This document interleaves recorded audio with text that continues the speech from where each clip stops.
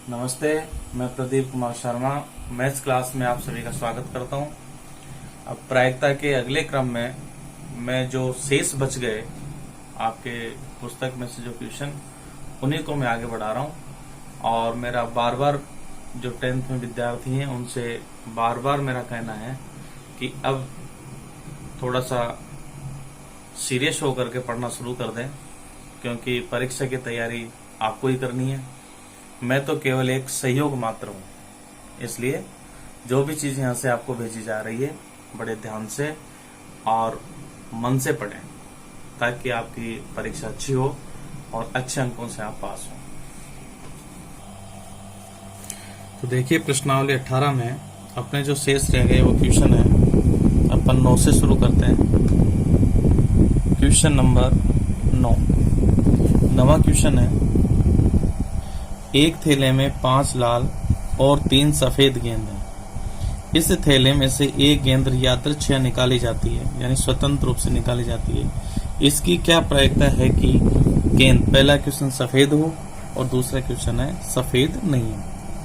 तो इसके लिए अपन सबसे पहले लिखेंगे लाल गेंद बराबर हमारे पास है 5 और सफेद गेंद ये हमारे पास है 3। अब हम यहां इसका टोटल करेंगे। चाहे तो आप सीधा कर सकते हैं या वैसे कर सकते हैं। यहां लिख सकते हैं कुल संभावित परिणाम, यानी ये जो कुल गेंदें होंगी वो कुल संभावित परिणाम होगा। तो 5 + 3 = 8। अब जो क्वेश्चन पूछा जाता है उसका अनुकूल परिणाम अपन निकालेंगे। पहला है सफेद हो, यह प्रश्न पूछा गया है, तो लिखेंगे सफेद गेंद होने का अनुकूल परिणाम। तो देखिए, इसमें सफेद गेंद 3 है तो अनुकूल परिणाम 3 हो गया।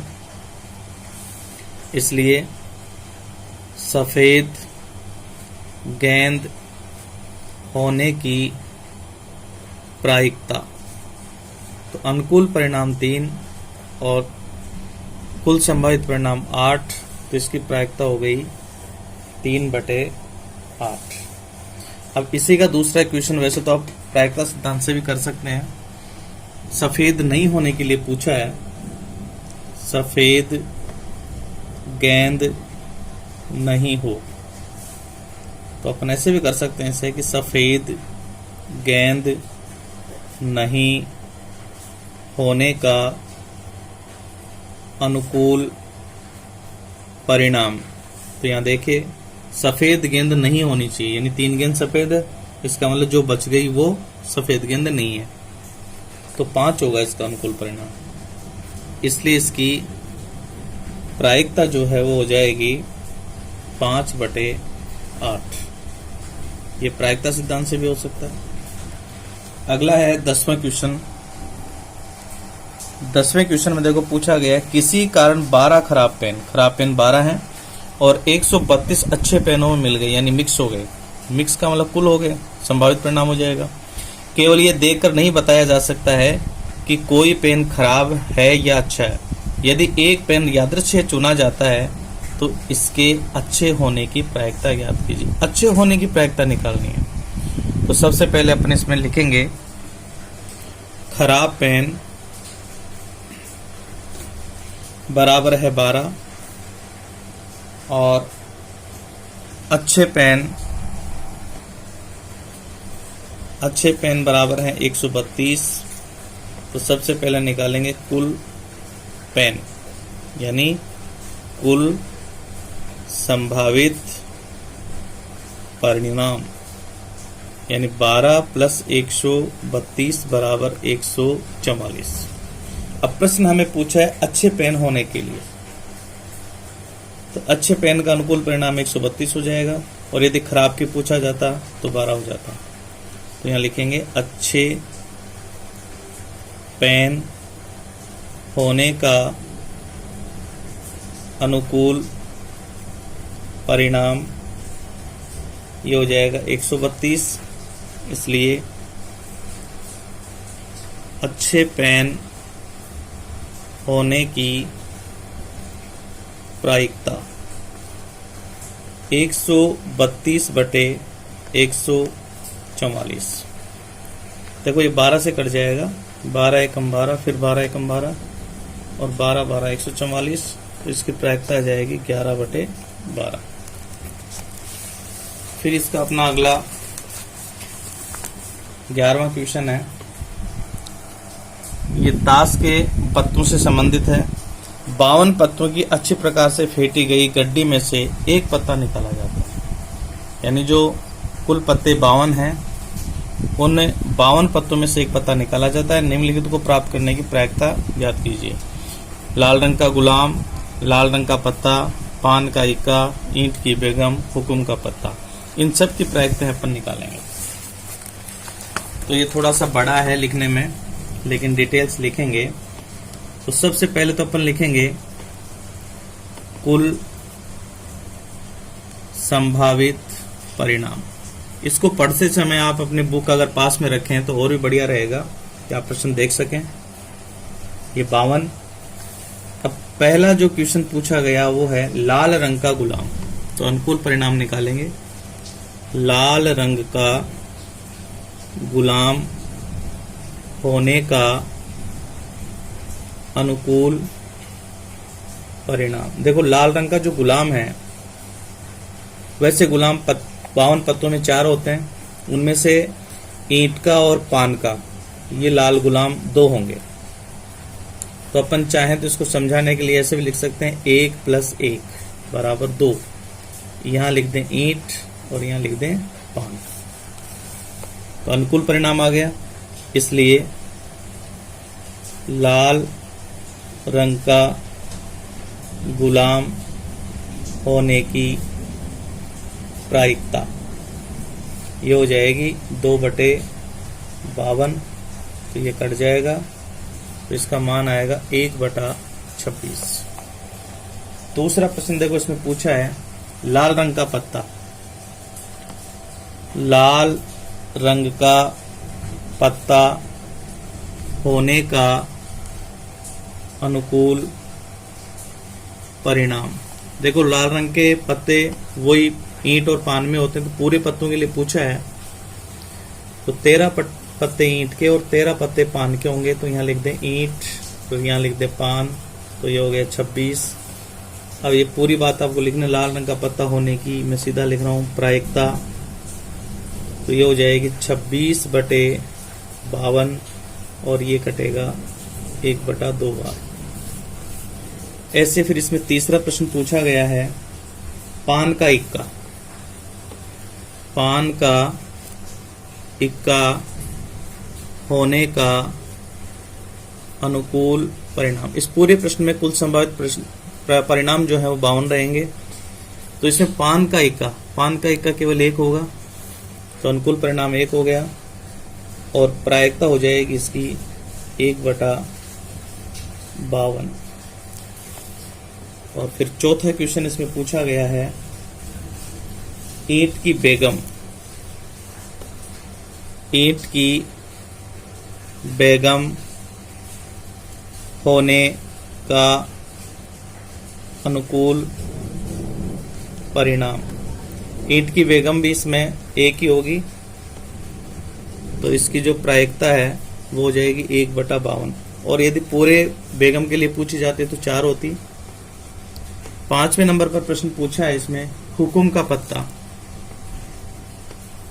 हुकुम का पत्ता होने का अनुकूल परिणाम।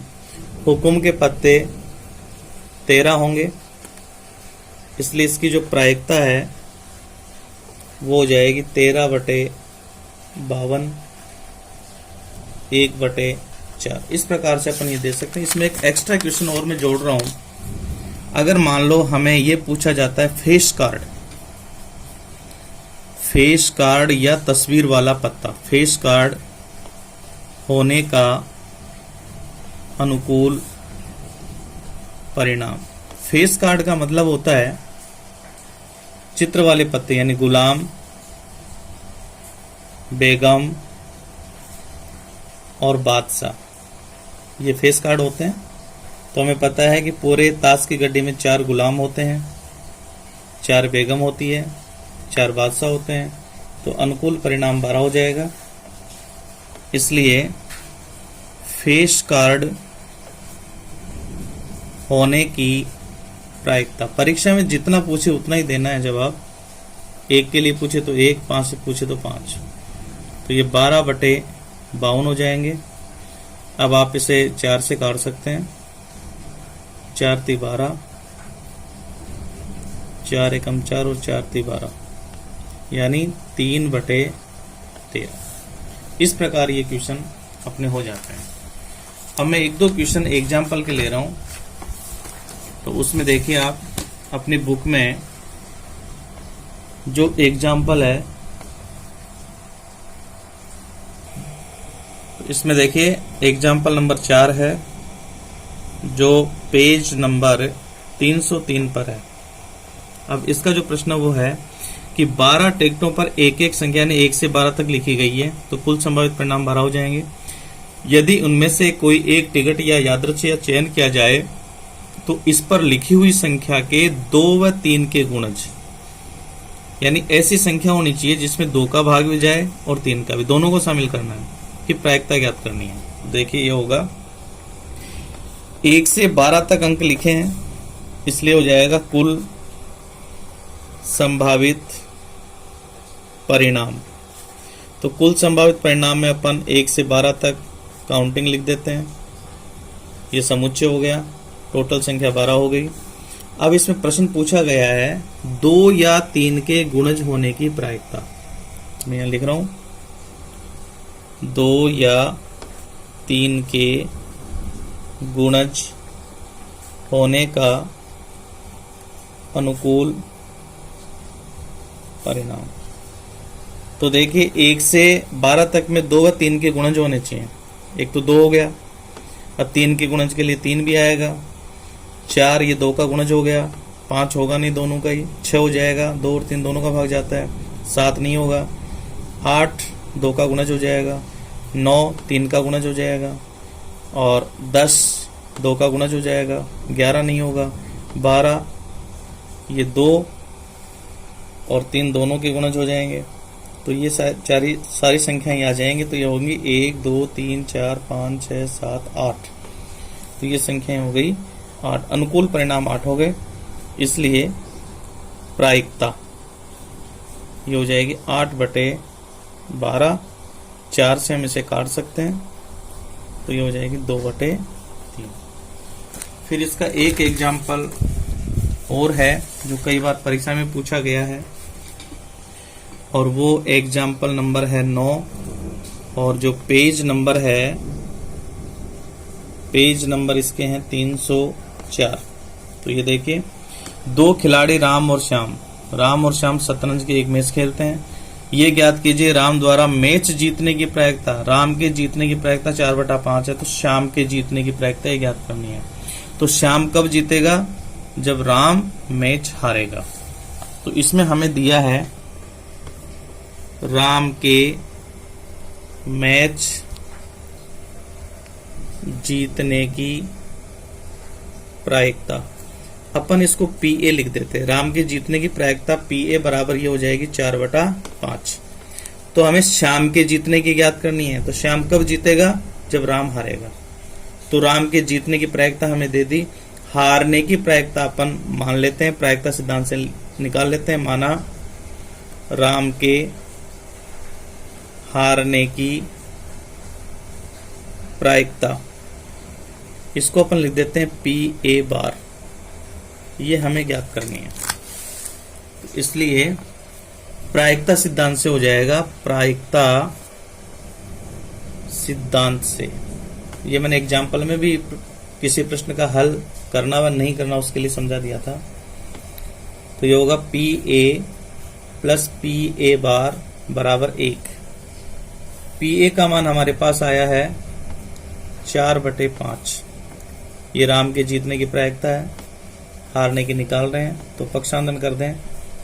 पी ए बार बराबर 1/1, ये माइनस हो जाएगा 4/5, इसका लघुत्तम लें 5 आएगा तो 5 - 4 यानी पी ए बार का जो मान होगा वो 1/5 होगा। तो ये हो गया राम के हारने की प्रायिकता बराबर 1/5।